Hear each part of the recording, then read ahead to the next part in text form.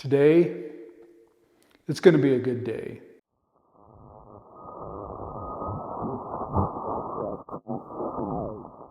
Welcome back, everybody. Today, we're finally going to be able to move my desk out into the new ham shack and start our rebuild process, getting our station put back together. Yesterday, after I made that video, I was able to get the trim done, some other things finished up. I thought I would have time yesterday to get the Cat 6 wiring finished, but I didn't. So that's what we're going to do right now, is finish that up real quick, and I'll show you the process. If you've never wired an RJ45 plug, I'll kind of walk you through how to do it. There's a couple different ways to do it. We'll do that real quick, and then we'll start moving equipment in here. I don't know if I'm going to get it, the desk all reassembled today, but we'll get the majority of it moved in. So let's jump into RJ45s. So we're going to start out here with this one up high on the wall, so it'll give me a chance to explain the jack that we're using here. Now this jack is more or less just a coupler. It's RJ45 jack on one side and on the other side. More or less you can put two cables together. So we're just going to put plugs on the end of these. Originally I was going to use kind of the commercial variety. It has a RJ45 on one side, and on the back side it has a spot to punch down the wires directly to that jack. I was cruising Gray Bar, Amazon, and a couple other places trying to find the best price on those when I stumbled across these, and I thought, you know, I kind of like this idea. It's much easier to put a plug on the end of this than punch down on those little those jacks. It's kind of a pain sometimes. So I decided to do it this way. I think it's going to work out fine, especially we're not talking gig speeds here, so I don't think we'll notice any difference doing it this way. So there's essentially two ways to wire RJ45 plugs onto Cat 5 and Cat 6 wire. You've got the 568A method and the 568B method. I usually use the B method, and the only difference between the two is you're switching the orange and green pairs in their positions in here. I don't think it makes any difference whatsoever which way you do this. Just make sure you do it the same on both ends. Also, I've seen in the past people talk about you need to roll the cable. If you're just doing normal wiring, not like going between two pieces of equipment that need a rolled cable, don't roll the pairs around. Keep them the same on both ends. So if you're looking at an RJ45 plug like this, you want to put, there's a little tab that sticks up which locks into the jack. Put that to the back and then look at this from left to right. And if you're using the B method like I do, for some reason the B method sticks in my head, and I don't know why the A method, it should be just as easy, but it doesn't stick in my head as well. But the B method is starting on the left-hand side of this with the tab to the back. It would start out white-orange, orange-white, white-green, blue-white, white-blue, green-white, and then the brown pair, white-brown, and brown. So you're just splitting that green between the two sides. So you've got on the left, you've got the orange pair. On the right, you've got the brown pair. In the middle, you've got the blue. And on both sides of the blue, you've got that green split between them. Does that make sense? Here's a diagram.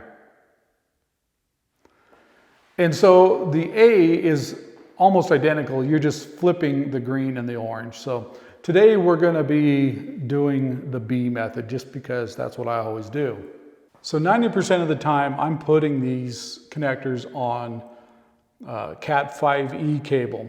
Now the difference between Cat 5E and this Cat 6 cable, and normally I would not even bother with Cat 6 cable, but since this is a brand new building and you never know, we might at some point get super fast internet out here, since we do have fiber out here now. Now you can see the four pairs that we have.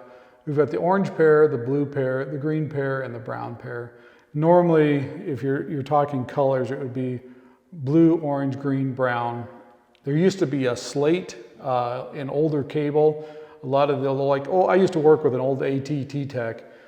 He'd say, you know, they paid me a lot, but all I really had to know was blue, orange, green, brown, slate, and they don't even use slate anymore.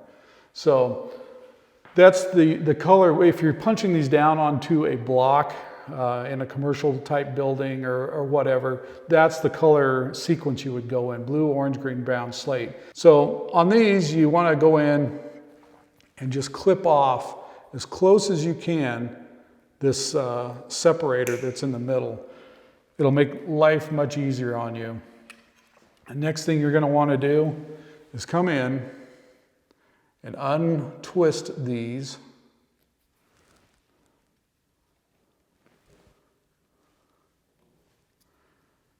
And when you do, you want to get these just as straight as you can. There's also a string in most cable.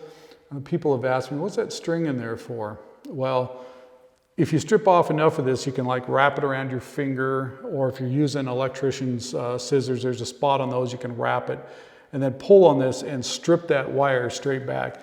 So if you're punching this down on a big block, you'll want to do that. You'll strip off about that much and then take that little string and pull on it, and it will split that cable or the sheathing on the cable so you can just separate it all out. That's the reason that string's there. You can cut it off as well.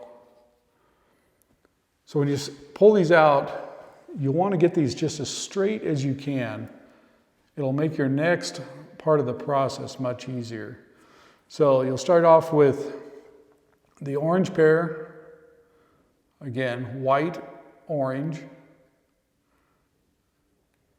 If you look really close on these, there's some cheap cable.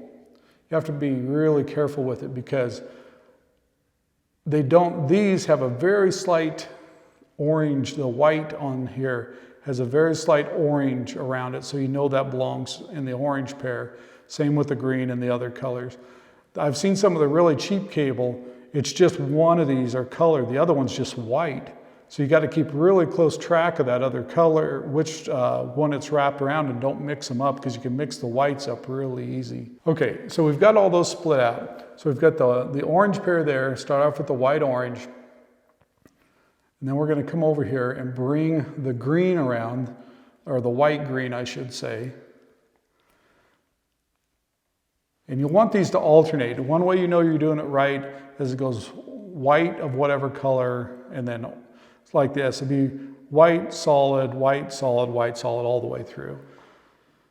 So then after we got the white green in there, we'll bring the blue in. And usually if you twist back and forth a little bit as you're doing this and bringing those up there, you can get them all nice and parallel to each other. So now we're to the white blue, and then we bring that other green up here. Bring the brown up. And I usually do this twist thing. I bring each color up one at a time. I've seen guys that are really good at this, can do 2 or 3 at a time and get them straight. I'm not that guy. I have to kind of work at it. So you want those all nice and even as best you can get them, not a bunch of kinks and stuff in there.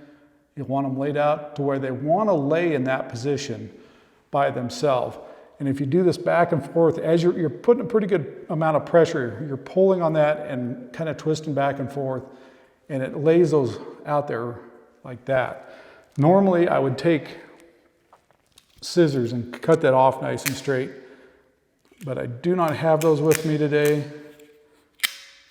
These have cutters built into them.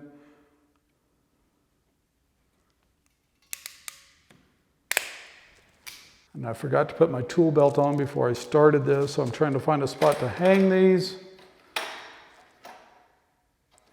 on my light stand. There we go. Oh, look, a fly. So again, put this so these colors left to right. Start with the orange pair and tab away from you. And you very carefully put these in.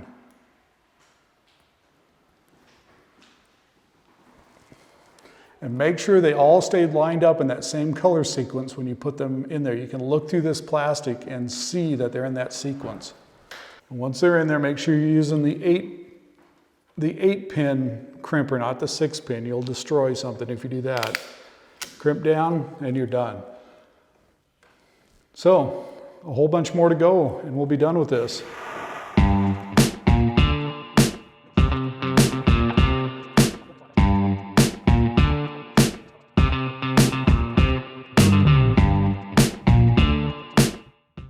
So one other thing real quick, when you're putting these on, make sure when you push them in, the wires go completely to the end. Now there are a variety of these connectors where the wires they make, I don't remember which company makes it, but you can stick the wires completely through. You leave a bunch hanging out. That way you know they're in there in the right order. Those are okay. I have not had excellent luck with those things. I bought some in the past. They're great for guys who haven't put these on a lot, so they get the color sequence down. My biggest suggestion is if you use those type, make sure you get the crimper that works with those so it cuts those wires off at the same time. Otherwise, you're in here dinking around with a utility knife trying to trim those wires off flush. And if you don't get them absolutely flush, a lot of times they won't plug into the jacks correctly. So just a side note there. So when you run cable like this, when you're running multiple cables, make sure you wire them before you put your sheetrock. It's best to wire them as you pull them in. As you can see, I've got these labeled P4, P5, and P6. And on the other end, they're labeled exactly the same. That way, you don't have to go trying to use signal tracers, trying to figure out which wires are which. Now, a lot of guys in commercial applications, they do not label them when they put them in. They'll pull 20 cables all at the same time, and then they'll use cable chasers and find them and label them at that point. But if you're just doing stuff like this, save yourself a lot of headache. Label them as you put them in.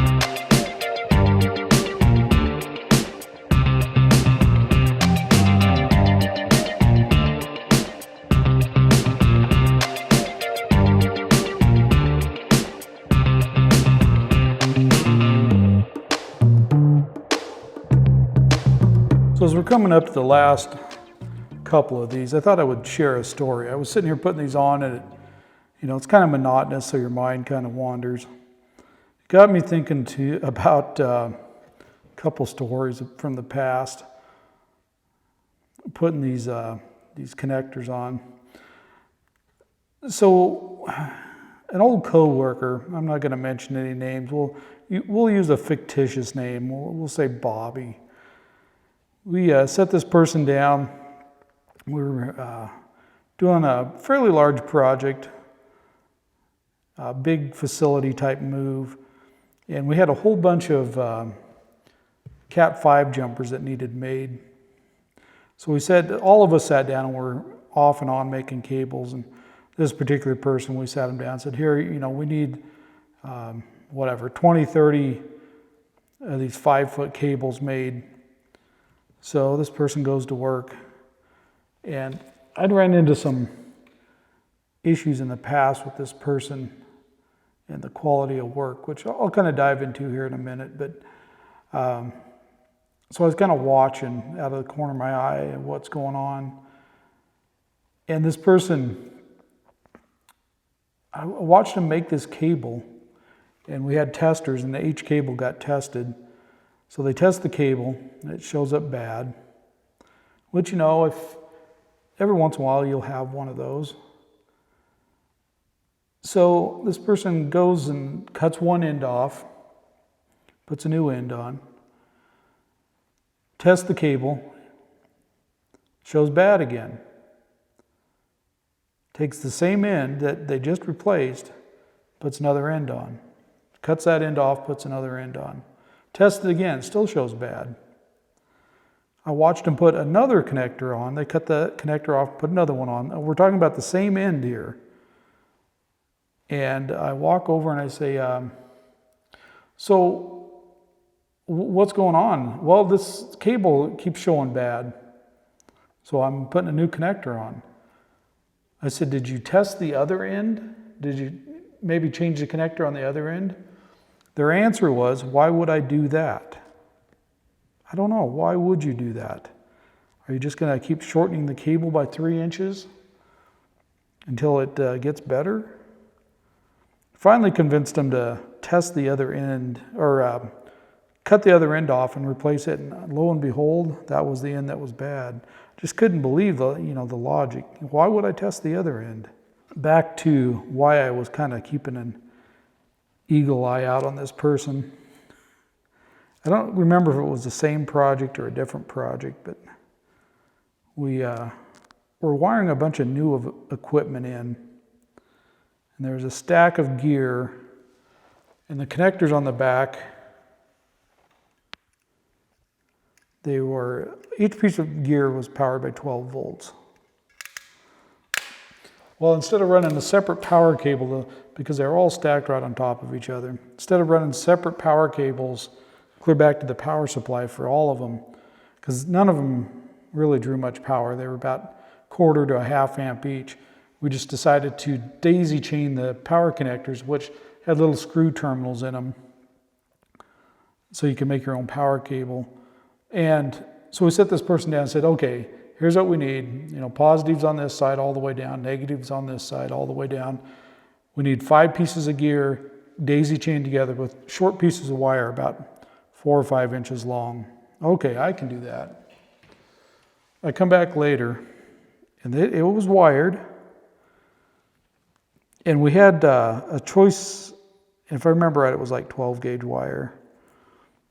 Not that that matters much to the story, but we had a selection there sitting on the work table when we were doing this. I think there was yellow, red, and black. And this person, it just astounded me. So on the positive side, most people would either use red or yellow and daisy chain those together. On the positive side, we had maybe red, black, yellow, black, red. And on the negative side, we had just whatever color, red, yellow, black, in no particular order, just random pieces of wire. And I stood there and stared at that for a little bit. And I said, why did you use all these different colors? Their answer was, well, it's all copper, isn't it? Well, I guess you're right. I can't argue with that. It all does conduct. But sometimes you just run into interesting folks like that when you're working, and you just wonder, how in the world did you get to where you are? How did you survive being in a technical field all these years and do things like that? It's just amazing. This got me thinking about another story too. Three funny stories, same video. And I'm good friends with this guy. I'm not going to mention his name. He's a heck of a nice guy. He come over and was helping us with that facility move where we had the issue with making the cables. And he walked up and he says, hey, what can I help you guys do? And he works for a different organization, but he happened to be there and wanted to know if he could help us do something. I said, sure, man, we got a whole boatload of these jumpers to make, these Cat 5 jumpers, if you want to sit down and start making those. So he sits down, and I go do something else. And I come back by a few minutes later, and I can tell this poor guy's struggling. I said, how's it going? He said, well, I think I got one cable made. Okay. I come back by a few minutes later. How's it going? Well, I'm just, this isn't very, I have a hard time with this. Hard time doing these. I said, oh, really? Hurt your fingers? Because this is pretty tiring on your fingers, making these things. And this thumb that has no feeling up in the upper end from the table saw accident, From about here up, there's no feeling in that thumb. It makes it really interesting trying to do stuff like this. But it aches deep inside doing things like this. It makes it ache. It may not have any feeling close to the surface, but deep inside it hurts. So I was wondering if you had something like that, you know, bugging your hands, because people with arthritis have a heck of a time putting connectors on like this. Really rough on joints. So he says no. And he just kind of acted pretty sheepish about it. And he says, I'm afraid to admit this. I said, well, what's wrong? He said, well, I'm colorblind. And here we had him trying to do these cables where you absolutely need to know the colors. So we picked up, he had made 2 or 3 cables. We picked them up and looked at them. He did his best, but the colors were so mixed up. Where the orange would have been, that there was brown, and it was, we got a pretty good laugh at it. He laughed with us, all in good humor, but had we known, we would have never set him down making cables. And I said, man, how in the world did you get working in electronics when you're colorblind? You know, this day and age, you could probably get by with it a little more because you don't really run into read and resistor color codes much anymore. There's hardly any through mount components anymore. It's all surface mount. It's not color coded per se. I said, how in the world do you get by working in electronics? And he made do. You know, he struggled through it. He's actually a really good tech. I felt pretty bad having to make those darn cables. And here he is colorblind.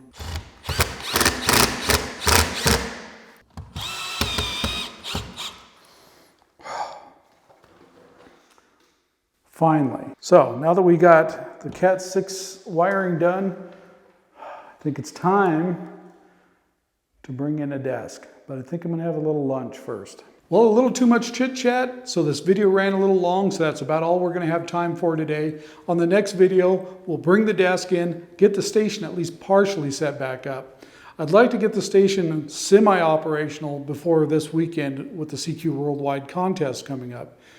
Now this weekend, I don't know what it is. Every year it's the same thing. This contest rolls along and I know it's coming, but I seem to always have something else going on the same weekend. This year is no exception. But I do have a few hours to devote to the contest if we can get the shack at least semi-operational. I don't have a lot of confidence that we're going to get all the antenna switching back in place the way it was. When I tore apart the ham shack, I wasn't super careful. I didn't want to put it back exactly like it was. There's some things I wanted to change. And so doing it this way, you're kind of starting over. It's you get some fresh ideas when you go to reassemble it from scratch. And that's pretty much what we're doing here. Now there's some things I liked about my old setup, which I'm going to keep. And there's some things that didn't work out so well. So we're going to play around with that as we reassemble the station. But the antenna switching is kind of complicated the way it's set up. And I use the shackland system, and it's not always the most straightforward to rewire. We'll just say that. But we'll see how far we get. Maybe we'll get the whole thing operational, but at least if we can get a couple antennas back on the air, a couple tri-banders, we'll be good to go for the weekend. So as always, thanks for watching, subscribing, and pray for the country. We're praying for you guys that you're staying safe and healthy, and we appreciate the prayers from you as well. And we'll see you guys on the next video.